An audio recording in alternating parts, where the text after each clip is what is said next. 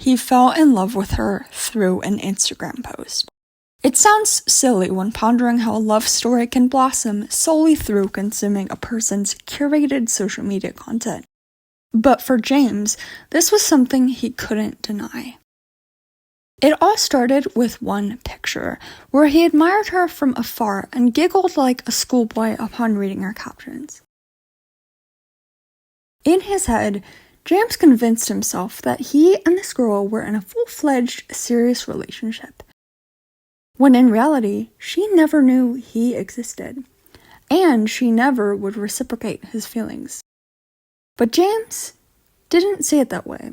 He didn't notice how far he'd slipped into his delusions about the relationship he'd built with an Instagram influencer. To him and only him, the love he'd fostered with her was 100% real, but to the rest of the world, he was nothing more than an obsessive fan who ought to seek professional help. Every time he left a flirtatious comment under her most recent posts, it was met with replies of, "You're sick in the head.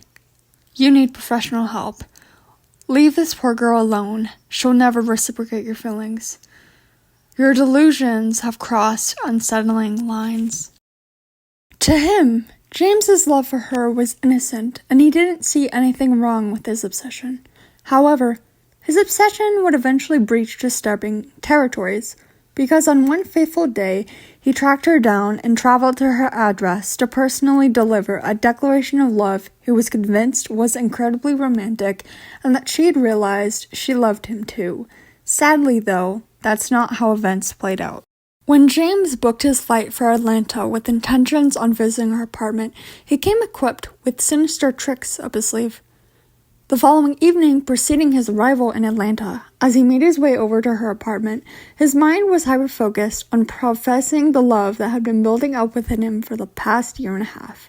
Nothing else mattered but her. When James dinged her buzzer, his heart raced rapidly inside his chest, spilling out his ears. As soon as the love of his life opened her door, his jaw dropped. Wow, she's even more gorgeous in person, he thought.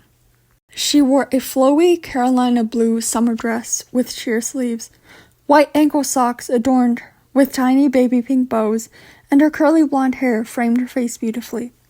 She looked like a goddess, and James couldn't help being captivated by how breathtaking she was, so much so that he stumbled his way through declaring his love for her. When he finished, she eyed him with confusion, stunned about what to say or do. After all, it's not normal for a creepy man you didn't recognize to show up at your door and confess his love for you. After several moments of awkward tension building between them, she broke it by saying, "While I appreciate you for making your way here to tell me these things, I'm sorry to say this, but I don't feel the same way. I don't even know who you are, frankly, and I find your obsession with me very unsettling." James insisted she was wrong, and seeing his persistence caused her to attempt to politely shoo him away. James, unsurprisingly, didn't like this at all, because he quickly became enraged, and fueled by this powerful surge of energy, removed a knife from the inside of his jacket. He approached her, brandishing it. "If you don't love me, I'll make sure no one else can have you." Before long, he began stabbing her repeatedly, first in the abdomen and then sliced her neck. She collapsed to the floor in agony, clutching her stomach, bracing herself for the horrors that awaited her, seeing as she was too weak to properly defend herself.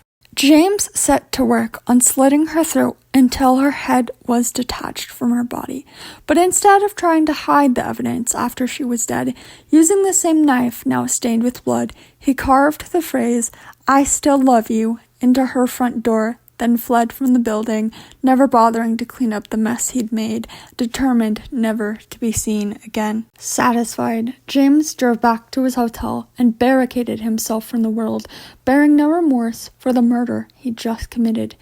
To him, he'd done it in the name of love, and in his mind, doing anything to achieve that goal was a price he was willing to pay.